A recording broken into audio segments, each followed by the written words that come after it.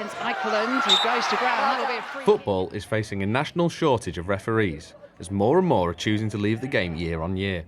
But is anything being done to challenge this?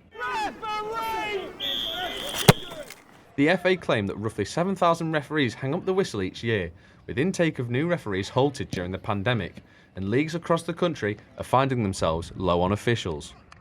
It's perhaps unsurprising that the abuse referees receive is one of the main factors behind this, with 9 in 10 receiving physical or verbal abuse whilst officiating.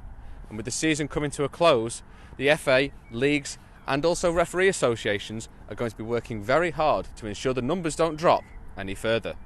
There's all sorts of different things that we can do to try and improve the system, but we've got to do it collectively and change the culture of the game as opposed to just focus purely on match officials as well. Personally, I think what we do already is moving in the right direction. We've seen recently the introduction of sin bins, the yellow armband campaign, for example, have a positive impact, so I'd like to see that continue. I'd also like to see probably stricter punishments for those who commit any kind of offence towards match officials. We found in Manchester that around 30% of the misconduct cases against match officials were involving referees under the age of 18, which obviously is quite a concerning statistic. Rhys Boyson is a level 5 referee and a key figure in Hull's refereeing circles. He offers his support and guidance to younger referees who may need it. He believes that initiatives such as the yellow armbands and purple shirts for under 18 referees are a step in the right direction.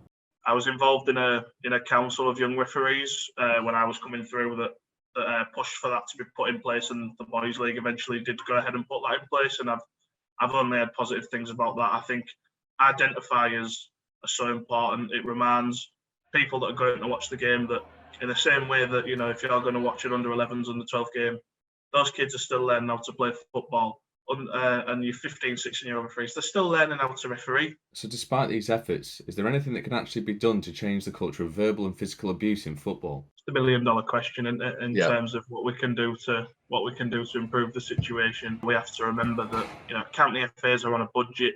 They can only do what they can do.